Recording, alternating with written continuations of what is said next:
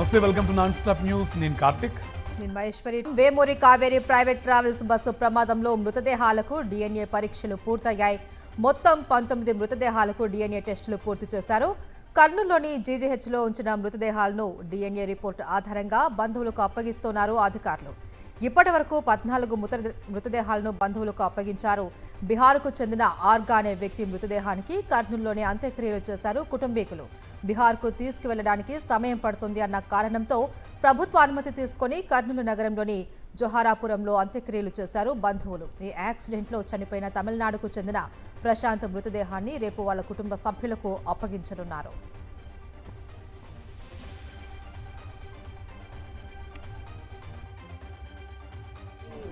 రిలేటివ్స్కి వాళ్ళ బాడీ అందజేయడం జరుగుతుంది. రేపు ఇంకొక ఇద్దరు వస్తున్నారు. సో మనకి ఒక అన్ఐడెంటిఫైడ్ బాడీ ఏదైతే ఉందో అది కూడా ట్రేస్ చేయగలిగాము with the help of police department. So Trimurthi అని చెప్పి తెలిసింది ఆ బాడీ ఆ వ్యక్తిదని చెప్పి వాళ్ళు కూడా రిలేటివ్స్ వస్తూ ఉన్నారు. వాళ్ళ డిఎన్ఏ శాంపిల్ ఇవాళ మార్నింగ్ ఇవ్వడం జరిగింది కాబట్టి మ్యాక్సిమం రేపు మార్నింగ్ కల్లా మేము రిజల్ట్ ఎక్స్పెక్ట్ చేస్తున్నాము. సో వాళ్ళ బాడీ కూడా వాళ్ళ రిలేటివ్స్ కూడా వచ్చిన తర్వాత ఆ బాడీ అందజేయడం జరుగుతూ ఉందండి.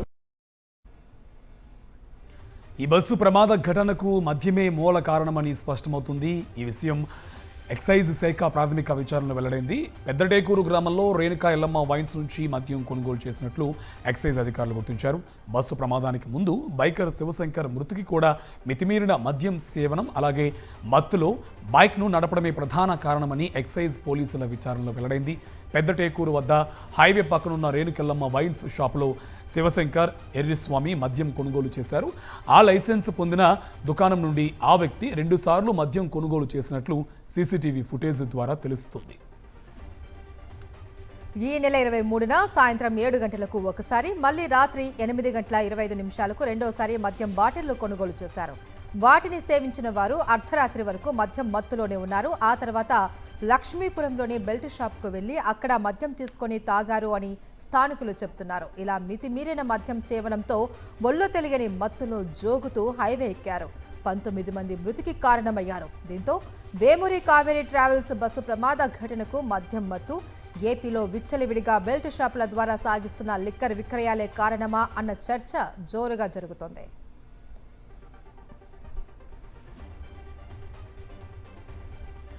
వేమూరి కావేరీ ట్రావెల్స్ బస్సు ప్రమాద ఘటనపై ఉలిందకొండ పోలీస్ స్టేషన్లో ఇద్దరిపై కేసు నమోదైంది. A1గా Vemuri Kaveri travels bus driver, A2గా వేమూరి కావేరీ ట్రావెల్స్ యజమానిపై కేసు నమోదు చేశారు పోలీసులు.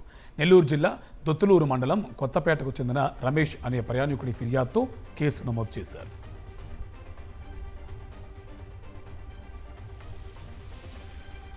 కర్నూలు శివార్లలో జరిగిన ఘోర బస్సు ప్రమాదంలో 20 మంది మృతికి చంద్రబాబు ప్రభుత్వమే బాధ్యత వహించాలి అని డిమాండ్ చేశారు మాజీ ఎమ్మెల్యే రాచమల్లు శివప్రసాద్ రెడ్డి. కూటమి ప్రభుత్వంలో ఎనీ టైం మద్యం దొరుకుతుందని ఆయన దుయ్యబట్టారు. చంద్రబాబు పాలనలో తాగొచ్చు, ప్రమాదాలు చేయొచ్చు, మనుషుల్ని చంపొచ్చు అని విమర్శించారు.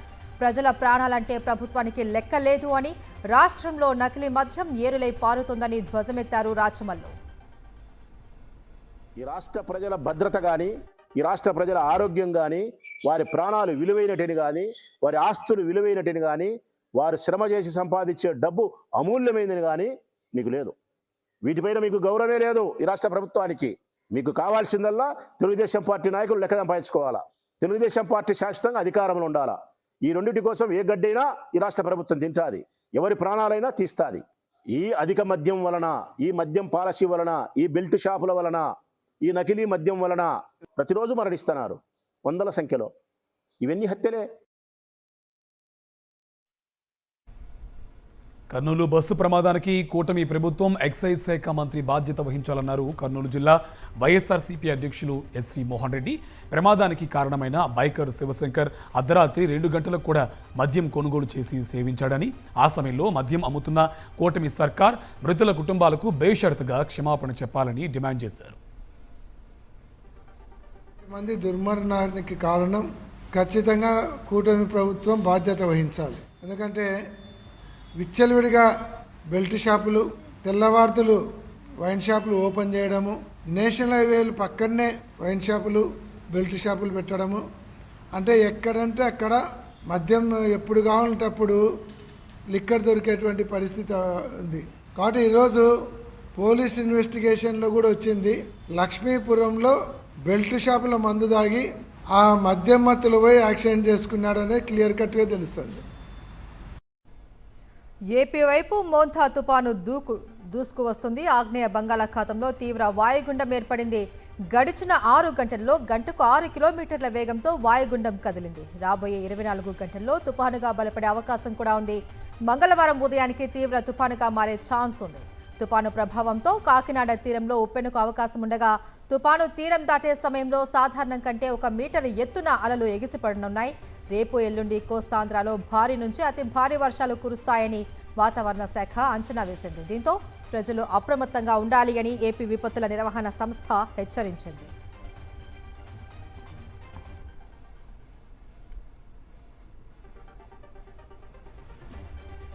తుఫాన్ నేపథ్యంలో ప్రస్తుతం రాష్ట్ర వ్యాప్తంగా మోస్తారు వర్షాలు కురుస్తున్నాయి. రేపటి నుంచి 30 వరకు భారీ నుంచి అతి భారీ వర్షాలు కురిసే అవకాశం ఉన్నట్లు వాతావరణ శాఖ తెలిపింది.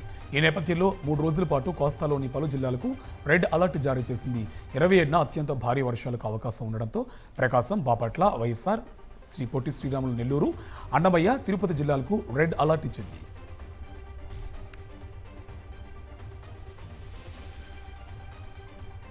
తీవ్ర తుఫానుగా పరిణామం చెందిన తర్వాత ఆంధ్ర రాష్ట్ర తీరం వెంబడి ఉన్న కళింగపట్నం, మచిలీపట్నం మధ్యలో అనగా కాకినాడకు సమీపంలో కోస్తా తీరాన్ని 28వ తేదీ సాయంత్రం రాత్రి మధ్య ప్రాంతంలో తీరాన్ని తాకే అవకాశం ఉంది. తీరాన్ని తాకే సమయంలో గాలుల యొక్క వేగం 90 నుంచి 100 కిలోమీటర్లు, గరిష్టంగా 110 కిలోమీటర్ల వేగం ఉండే అవకాశం ఉంది. పార్వతీపురం మన్యం, విజయనగరం, విశాఖపట్నం, అనకాపల్లి, అల్లూరు సీతారామరాజు, ఈస్ట్ గోదావరి, ఏలూరు, ఎన్టీఆర్, గుంటూరు, పల్నాడు, తిరుపతి, చిత్తూరు, అన్నమయ్య, వైఎస్ఆర్ కడప, నంద్యాలలో రేపటికి భారీ నుంచి అతి భారీ వర్షాలు ఉండడం వల్ల ఆ ప్రాంతాలకు ఆరెంజ్ అలర్టు, పశ్చిమ రాయలసీమలో ఎల్లో అలర్టు జారీ చేశాము.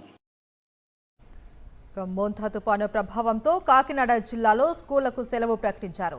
రేపటి నుంచి 5 రోజుల పాటు సెలవు ప్రకటించారు కలెక్టర్. కాకినాడలో 14 పునరావాస కేంద్రాలు ఏర్పాటు చేశారు. పోర్టులో 3వ ప్రమాద హెచ్చరిక జారీ చేశారు. ఉప్పాడ, కాకినాడ బీచ్ రోడ్డులో రాకపోకలు నిలిపివేశారు. సూర్యారావుపేట, ఎన్టీఆర్ బీచ్లను పోలీసులు మూసివేశారు.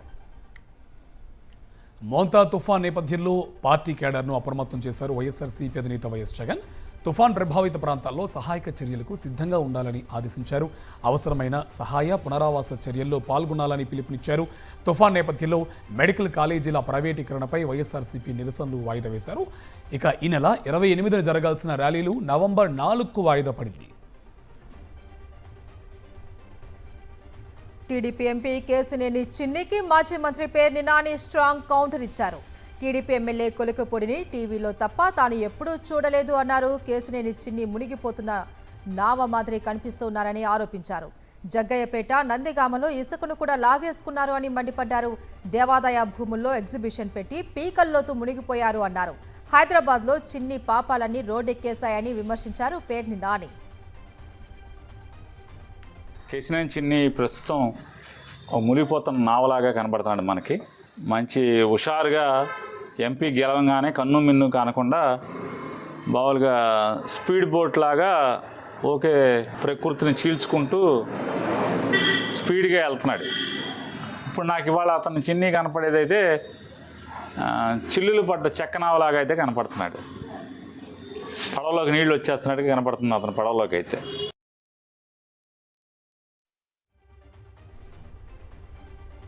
10వ తరగతి ఫెయిల్ అయిన సోమిరెడ్డి కూడా డేటా సెంటర్పై మాట్లాడడం హాస్యాస్పదమన్నారు మాజీ మంత్రి కాకాని గోవర్ధన్ రెడ్డి. చంద్రబాబు మెప్పు కోసం వైఎస్ జగన్పై విమర్శలు చేయడం పరిపాటిగా మారిందన్నారు. వైఎస్ జగన్ గురించి మాట్లాడే ముందు సోమిరెడ్డి పరిస్థితి ఏందో చూసుకోవాలన్నారు కాకాని. స్థాయికి తగ్గట్టు మాట్లాడడం మంచిదని సోమిరెడ్డి గుర్తుంచుకోవాలన్నారు. సోమిరెడ్డి ఆయన మాట్లాడాడు, నాకు నవ్వు వచ్చింది. ఎవడన్నా కొంచెం కంప్యూటర్ పరిజ్ఞానం ఉండేవాడు డేటా సెంటర్ గురించి, డెవలప్మెంట్ సెంటర్ గురించి మాట్లాడు. ఏమీ తెలియనటువంటి వాడు ఈరోజు వెళ్ళి ఆయన డేటా సెంటర్ని, డెవలప్మెంట్ సెంటర్ గురించి మాట్లాడుతున్నాడు.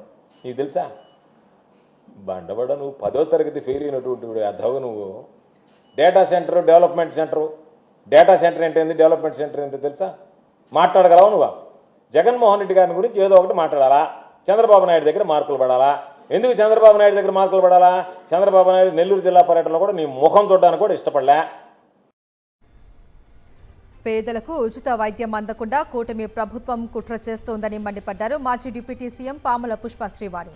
పార్వతీపురం మన్యం జిల్లా బియ్యాలవలస, శివన్నపేట గ్రామాలలో మెడికల్ కాలేజీల ప్రైవేటీకరణకు వ్యతిరేకంగా వైఎస్ఆర్సీపీ కోటి సంతకాల ప్రజా ఉద్యమం కార్యక్రమంలో ఆమె పాల్గొన్నారు. ఈ కార్యక్రమానికి ప్రజల నుంచి విశేష స్పందన వస్తోంది అన్నారు. ప్రజారోగ్యాన్ని కూటమి ప్రభుత్వం గాలికి వదిలేసిందని ఆరోపించారు పుష్ప శ్రీవాణి.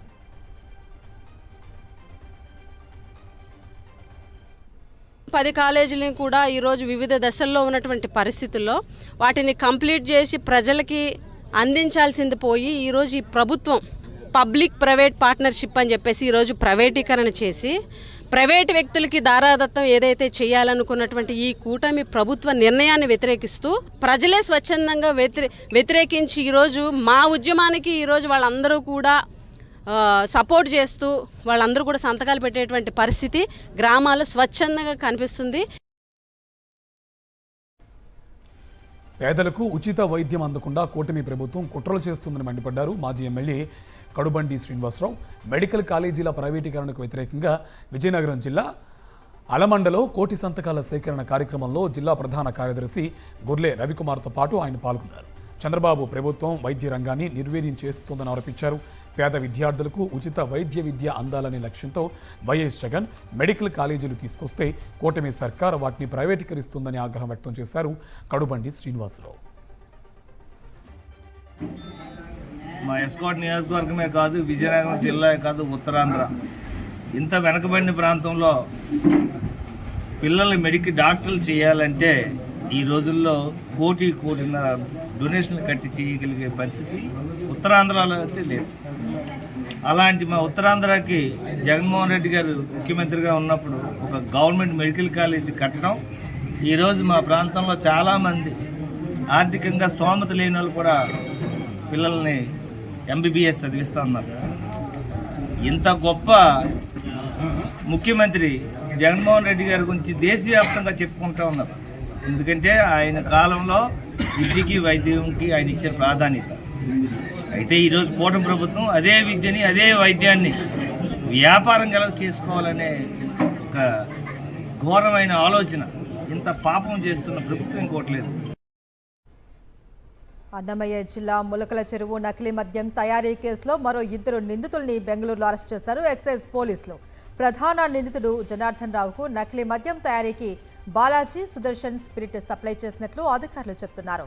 నకిలీ మద్యం కేసులో 15వ నిందితుడిగా బాలాజీ, 20వ నిందితుడిగా సుదర్శన్ ఉన్నారు. తండ్రి కొడుకులు బాలాజీ, సుదర్శన్ను బెంగళూరులో అరెస్ట్ చేశారు ఎక్సైజ్ అధికారులు. నిందితుల్ని తమ్మళ్లపల్లి కోర్టులో హాజరుపరిచారు పోలీసులు. నిందితుల్ని మదనపల్లి సబ్ జైలుకు తరలించారు.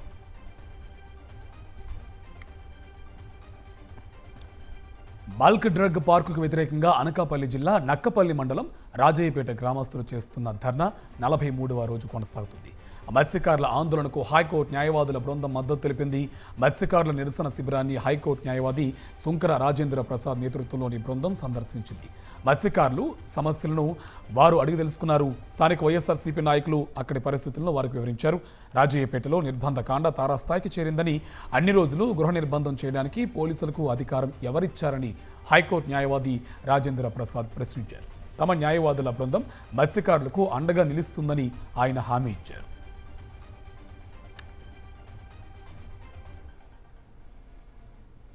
ఈ అభివృద్ధి ఎవరికి ఉపయోగపడతావు? మనని కాటికి పంపి వీళ్ళు కూడి ఎవరికి పెడుతున్నారు అని నేను ప్రభుత్వాన్ని ప్రశ్నిస్తున్నా. ఎవరికి పెడుతున్నారు? ఎవరంటే వాళ్ళ కోట్లు, లక్షల కోట్లు ఎవరికైతే ఉంటాయో వాళ్ళని సంపద పోగేసుకుంటానికి ప్రయత్నాలు చేస్తున్నారు. మీ బోటి సామాన్య ప్రజల్ని ఏంటంటే ఊళ్ళ నుంచి వెళ్ళగొడుతున్నారు. చివరికి ఏంటంటే అనారోగ్యాల పాలు చేసి చంపేస్తున్నారు. ఈ ప్రభుత్వం చేసేటువంటి హత్యలుగానే మనం భావించాలని కూడా నేను మీ అందరికీ విజ్ఞప్తి చేస్తా ఉన్నాను. అల్లూరి సీతారామరాజు జిల్లా భీంపోలు హాస్టల్లో విద్యార్థిని అంజలి అనారోగ్యంతో మృతి చెందింది. గత వారం రోజులుగా అనారోగ్యంతో బాధపడుతున్న అంజలి పట్ల హాస్టల్ వార్డెన్ నిర్లక్ష్యంగా వ్యవహరించారు. కుటుంబ సభ్యులు ఎవరు వెళ్లినా ఎగ్జామ్స్ ఉన్నాయంటూ అంజలిని ఇంటికి పంపించలేదు. అయితే అంజలి పరిస్థితి క్షీణించడంతో హుటాహుటిన శృంగవరపుకోట ప్రభుత్వ ఆసుపత్రికి తరలించారు. అప్పటికే అంజలి మృతి చెందినట్టుగా నిర్ధారించారు వైద్యులు. బాలేదు సార్. పొద్దున ఆదివారం ఫోన్ చేస్తే నేను వెళ్ళాను. బాబాయ్ రమ్మంటే నేను మా అత్త వెళ్ళాము. ఇద్దరు వెళ్తే పాప బాగాలేదు కదా పంపించాలంటే పాప ఎగ్జామ్స్ అవుతుంది పంపించాము ఇది అన్నారు. మళ్ళీ నిన్న రాత్రి ఫోన్ చేసి పాప అల్లరి పెడుతుంది, ఈ పాప వల్ల మా పిల్లలు పాడైపోతున్నాయి, టీసీ చేస్తాము తీసుకెళ్ళిపోండి అన్నారు. ఆ మేడం వాళ్ళు. అప్పుడు మా అమ్మ 10 గంటలకు బస్సు ఎక్కించి వెళ్ళి తీసుకొస్తున్నప్పుడు నేను మధ్యదారులను కలిసాను. ఆటో ధర ఎక్కించి ఇంటి ధర తెచ్చి ఇక్కడ తేగని చచ్చిపోయాను. అనంతపురం జిల్లాలో కూటమి నేతల కక్ష సాధింపు రాజకీయాలు కొనసాగుతున్నాయి. కళ్యాణదుర్గంలో కూటమి పెద్దల ఆదేశాలతో వైఎస్ఆర్సీపీ సానుభూతి పరుల షాపులు, తోపుడు బండ్లను తొలగించారు మున్సిపల్ అధికారులు. జేసీబీలతో దుకాణాలన్నీ బలవంతంగా తొలగించారు. కూల్చివేతలను నిరసిస్తూ సిపిఐతో పాటు ప్రజా సంఘాల నాయకులు ఆందోళన చేపట్టారు. పోలీసులతో వాగ్వాదాన్ని దిగారు. దీంతో వారిని అరెస్ట్ చేసిన పోలీసులు స్టేషన్లకు తరలించారు.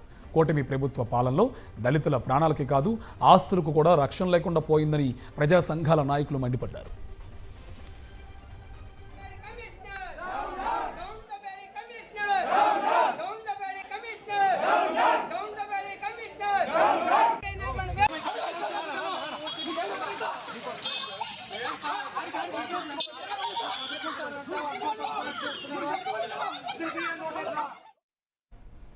పశ్చిమ గోదావరి జిల్లా నరసాపురం టీడీపీలో వర్గ విభేదాలు భగ్గుమన్నాయి. మాజీ MLA Bandaru Madhavanaidu, TDP in charge Potturi Ramaraju వర్గం మధ్య ఉద్రిక్తత నెలకొంది.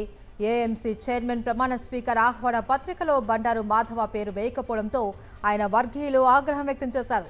మంత్రి గొట్టిపాటి రవికుమార్ను కలిసేందుకు 800 మందితో భారీ ర్యాలీ నిర్వహించారు. ఏఎంసీ చైర్మన్ ప్రమాణ స్వీకార కార్యక్రమం వద్దకు చేరుకున్న వారంతా టీడీపీ ఇన్ఛార్జ్ రామరాజును మార్చాలి అంటూ నినాదాలు చేశారు.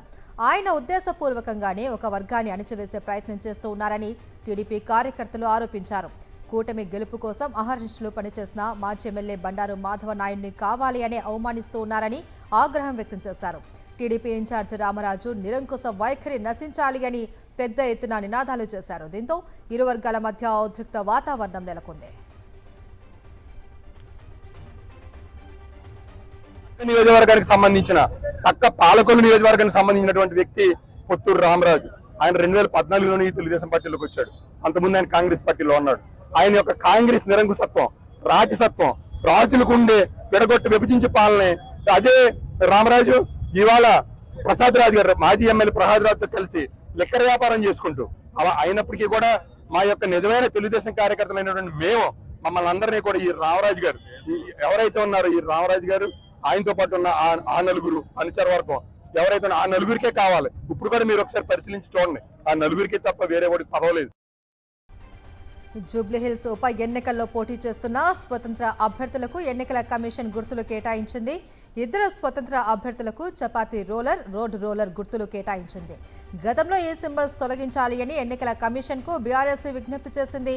కారు గుర్తుకు దగ్గరగా ఉన్న గుర్తుల కారణంగా ఓటర్లు సింబల్స్ గుర్తింపులో అయోమయానికి గురవుతూ ఉన్నారని ఆందోళన చేసింది బీఆర్ఎస్. అయితే ఈ ఉప ఎన్నికలో బ్యాలెట్ యూనిట్లో అభ్యర్థుల కలర్ ఫోటోలను ప్రింట్ చేయనుంది ఎన్నికల సంఘం.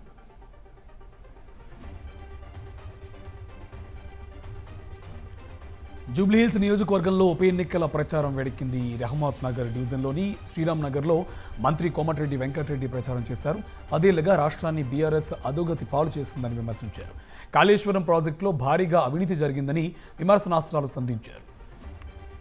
సేవ చేయాలనే ఆలోచనతో గత 10 సంవత్సరాలుగా పదవులు లేకున్నా యువకులకు ఎక్కడైనా ఏ ఇంట్లో బాధ ఉన్నా తన చేతులంతా సాయం చేస్తున్న నవీన్ యాదవ్ గారిని కాంగ్రెస్ పార్టీ అభ్యర్థిగా హస్తం గుర్తుపై ఓటేసి పెద్ద ఎత్తున మెజార్టీతో గెలిపించాలని, మరీ ముఖ్యంగా ఈ ప్రాంతంలో సుపరిచితుడు మంచి పేరున్న మన కార్పొరేటర్ సిఎన్ రెడ్డి గారు, అలాగే భవానీ శంకర్ గారు, మా ఇన్ఛార్జ్లో ఉన్నవారు అందరూ కూడా మీ అందరికీ విజ్ఞప్తి చేస్తున్నాం.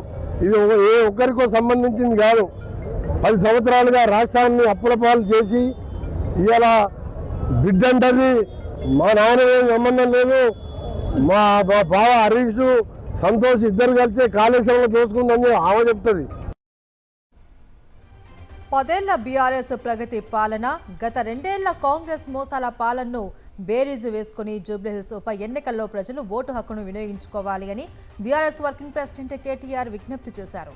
బీజేపీ బి టీం అని బీఆర్ఎస్ పై నిందలు వేసి బీజేపీ ఎంపీకి 1350 కోట్ల కాంట్రాక్ట్ అప్పగించారు అని ధ్వజమెత్తారు కేటీఆర్. సీబీఐని బీజేపీ తొత్తు అని రాహుల్ ఆరోపించగా కాళేశ్వరం ప్రాజెక్టును సీబీఐకి అప్పగించారు అని కేటీఆర్ తెలిపారు.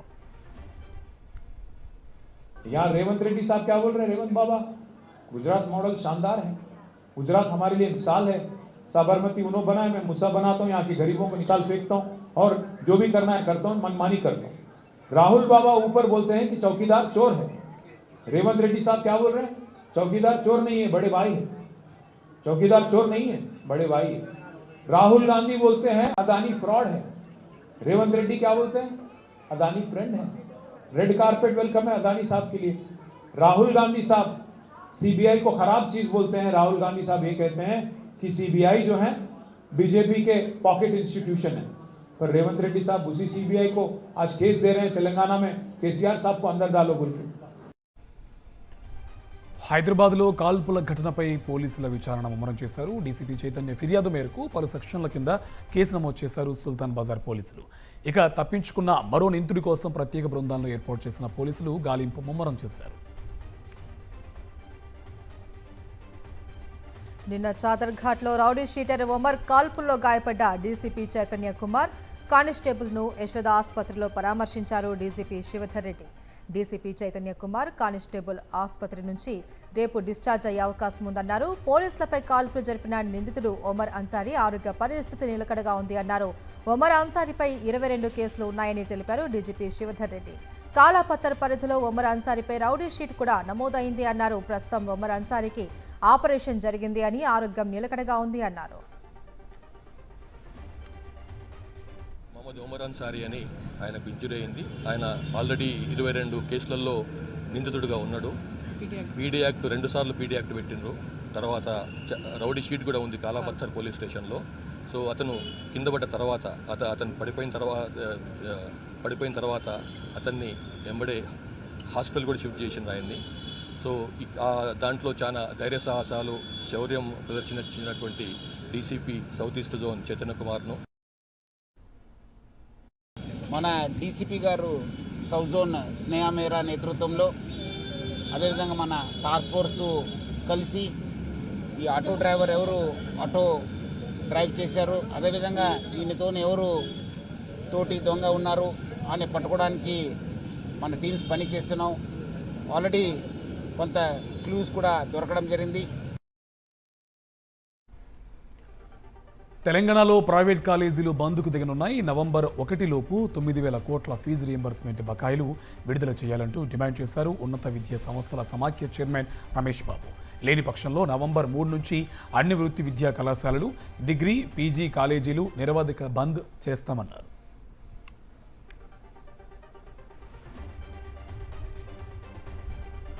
వరంగల్ ఎంజీఎం ఆసుపత్రి నిర్వహణ లోపాలపై తెలంగాణ ప్రభుత్వం సీరియస్ అయింది.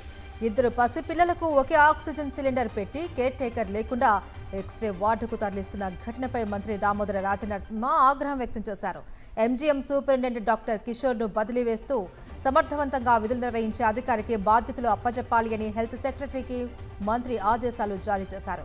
ప్రతి వారం ఎంజీఎం ఆసుపత్రిపై సమీక్ష నిర్వహించి సమగ్ర నివేదిక సమర్పించాలి అని డీఎంఏని ఆదేశించారు. నిర్లక్ష్యంగా వ్యవహరిస్తున్న డాక్టర్లు, సిబ్బందిపై కఠిన చర్యలు తీసుకోవాలి అన్నారు. ఆసుపత్రిని గాడిన పెట్టేందుకు అవసరమైన చర్యలు తీసుకోవాలి అని హెల్త్ సెక్రటరీకి సూచనలు చేశారు.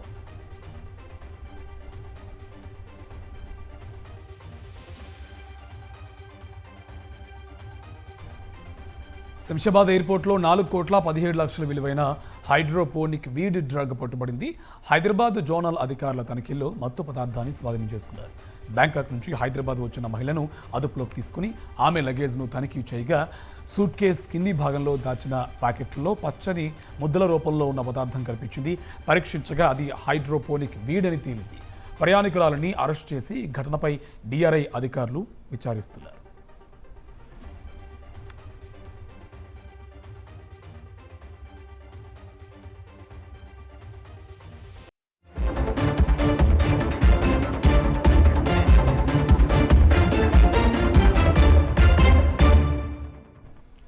జాతీయ వార్తలు చూద్దాం. స్లీపర్ బస్సులు యమ డేంజర్గా మారాయి. 2 రోజుల క్రితం కర్నూలు దగ్గర జరిగిన ఘోర ప్రమాద ఘటన మరొక ముందే అదే తరహాలో పలు ఘటనలు వరుసగా జరుగుతుండడం అందరినీ ఆందోళన గురిచేస్తుంది. కర్నూలు ఘటన తరహాలోనే ఆగ్రా లక్నో ఎక్స్ప్రెస్ హైవే మరో ప్రైవేట్ స్లీపర్ బస్సు పూర్తిగా అగ్నికి ఆహుతైంది. ఢిల్లీ నుంచి లక్నో మీదుగా గోండా ప్రాంతానికి వెళ్తున్న AC sleeper bus Rewari toll plaza సమీపానికి రాగానే అందులో నుంచి అకస్మాత్తుగా మంటలు చెలరేగాయి. దీంతో ప్రయాణికులు భయభ్రాంతులకు గురయ్యారు. వెంటనే అలర్ట్ అయిన డ్రైవర్ ప్యాసింజర్లు అందరినీ కిందకు దించేయడంతో ప్రాణ నష్టం తప్పింది. స్లీపర్ బస్సు మాత్రం పూర్తిగా కాలిపోయింది. ఢిల్లీలో రేపు కేంద్ర ఎన్నికల సంఘం మీడియా సమావేశం నిర్వహించనుంది. దేశవ్యాప్తంగా ఓటరు జాబితా ప్రత్యేక సమగ్ర సవరణను నిర్వహించేందుకు ఈసీ సిద్ధమవుతుంది. ఈ నేపథ్యంలో దేశవ్యాప్తంగా ఓటర్ల జాబితా ప్రక్షాళనకు ఎలక్షన్ కమిషన్ నడుం కట్టింది. ప్రత్యేక ముమ్మర సవరణతో ఓటర్ జాబితాను అప్డేట్ చేయనున్నారు. దీంతో సిఈసీ రేపు ప్రెస్ మీట్ పెడుతుంది. కాగా ప్రస్తుతం అసెంబ్లీ ఎన్నికలు జరుగుతున్న బీహార్లో ఎస్ఐఆర్ విజయవంతంగా పూర్తి చేసింది కేంద్ర ఎన్నికల సంఘం. మరణాలు సహా వివిధ కారణాలతో 69 లక్షల ఓట్లను తొలగించింది. ఓటర్ల జాబితా ప్రత్యేక సమగ్ర సవరణను కాంగ్రెస్ సహా విపక్షాలు తీవ్ర స్థాయిలో వ్యతిరేకిస్తూ ఉన్నాయి. ఓట్ల చోరీకి బీజేపీ ఈసీ కలిసి చేస్తున్న కుట్ర అని ఆరోపిస్తూ ఉన్నాయి. దేశవ్యాప్తంగా ఓటర్ల జాబితా ప్రత్యేక సమగ్ర సవరణ చివరిగా 2002-2004 మధ్య జరిగింది. ఛత్ పండుగ భారతదేశంలోని ఐక్యతకు చిహ్నమన్నారు ప్రధాని మోదీ. ఈరోజు మన్ కీ బాత్ 127వ ఎపిసోడ్లో మాట్లాడిన ఆయన దేశ ప్రజలకు ఛత్ పండుగ శుభాకాంక్షలు తెలిపారు. పండుగ సమయంలో దేశ ప్రజలంతా స్వదేశీ ఉత్పత్తులనే కొనుగోలు చేయాలని పిలుపునిచ్చారు. దేశ ప్రజలు మొక్కలు నాటాలని, మొక్కలు ఏ ప్రదేశంలో ఉన్నా ప్రతి జీవి శ్రేయస్సుకు అవి ఉపయోగపడతాయన్నారు మోదీ. అక్టోబర్ 31న నిర్వహించనున్న ఐక్యత పరుగు కార్యక్రమంలో అందరూ పాల్గొనాలని ప్రధాని పిలుపునిచ్చారు. మావోయిస్టు పార్టీకి మరో ఎదురు దెబ్బ తగిలింది. ఈరోజు మరో 21 మంది మావోయిస్టులు ఛత్తీస్గఢ్లోని బస్తర్ పోలీసుల ముందు లొంగిపోయారు. వీరిలో కేస్కాల్ డివిజన్ కుమారి కిస్కోడా ఏరియా కమిటీ మావోయిస్టులు ఉన్నట్లు పోలీసులు వెల్లడించారు. లొంగిపోయిన వారిలో కేస్కాల్ డివిజన్ కమిటీ కార్యదర్శి ముఖేష్, 4 డివిసిఎంలు, ఏఎంసీలతో పాటుగా 8 మంది పార్టీ సభ్యులు ఉన్నట్లు వివరించారు. ఢిల్లీ కోట్లా ముబారక్పూర్లోని institute of management and engineering సంస్థ విషయంలో యూనివర్సిటీ గ్రాంట్స్ కమిషన్ మరోసారి హెచ్చరించింది. అనుమతులు లేని డిగ్రీ కోర్సులు నిర్వహిస్తోందని, ఆ సంస్థ జారీ చేసే డిగ్రీలకు ఎటువంటి విలువ ఉండదని స్పష్టం చేసింది. దేశంలో 22 ఫేక్ యూనివర్సిటీలు ఉన్నట్లు యూజీసీ తెలిపింది. ఈ నకిలీ యూనివర్సిటీలో 9 దేశ రాజధాని ఢిల్లీలో ఉండగా 5 ఉత్తరప్రదేశ్లో, మిగిలినవి కేరళ, వెస్ట్ బెంగాల్, మహారాష్ట్ర, ఆంధ్రప్రదేశ్, పాండిచ్చేరిలో నిర్వహిస్తున్నట్టు యూజీసీ తెలిపింది.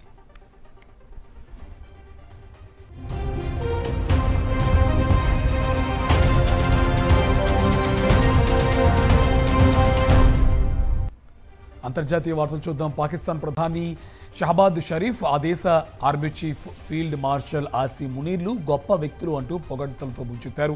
అమెరికా అధ్యక్షుడు 8 నెలల్లో 8 యుద్ధాలను ఆపిన ఘనత తనదే అంటూ అంతర్జాతీయ వేదికగా ట్రంప్ తనను తానే పొగిడేసుకున్నారు. పాకిస్తాన్ ఆఫ్ఘనిస్తాన్ మధ్య నెలకొన్న వివాదాన్ని త్వరలోనే తానే పరిష్కరిస్తా అంటూ వ్యాఖ్యానించారు. మలేషియాలోని థాయిలాండ్, కంబోడియా శాంతి ఒప్పందం వేదికగా ఈ కామెంట్స్ చేశారు ట్రంప్. అమెరికా అధ్యక్షుడు డొనాల్డ్ ట్రంప్పై విమర్శలు గుప్పించారు కమలా హ్యారిస్. ఎన్నికల ప్రచార సమయంలో ఆయన గురించి చేసిన హెచ్చరికలు ఇప్పుడు నిజమవుతున్నాయన్నారు. ట్రంప్ మరోసారి అధికారంలోకి వస్తే ఫాసిస్టులా ప్రవర్తిస్తారు అని, నిరంకుశ ప్రభుత్వాన్ని నడుపుతారు అన్న తన అంచనాలు నిజమయ్యాయి అన్నారు. ట్రంప్ న్యాయశాఖను ఆయుధంగా మలుచుకుంటారు అని ఎన్నికల టైంలో చెప్పాను అని, ఇప్పుడు సరిగ్గా ట్రంప్ అదే చేస్తూ ఉన్నారని ఆరోపించారు కమలా హ్యారిస్. ఐర్లాండ్ రాజకీయాల్లో సంచలన మార్పులు చోటు చేసుకున్నాయి. ఆ దేశ అధ్యక్ష ఎన్నికల్లో కేథరిన్ కన్నోలీ ఘన విజయం సాధించారు. స్వతంత్ర అభ్యర్థిగా నిలబడ్డ కేథరిన్ 63.4% ఓట్లతో ఘన విజయం సాధించగా, ప్రత్యర్థి హీదర్ హంప్రీస్ 29.5% ఓట్లతో పరాజయం పాలయ్యారు. విజయం అనంతరం కన్నోలీ మాట్లాడుతూ ప్రజాస్వామ్య విలువలు, శాంతి కోసం పోరాడుతానని హామీ ఇచ్చారు. గతంలో ఎంపీగా సేవలు అందించిన కన్నోలీ బారిస్టర్గా, క్లినికల్ సైకాలజిస్ట్గా పనిచేశారు.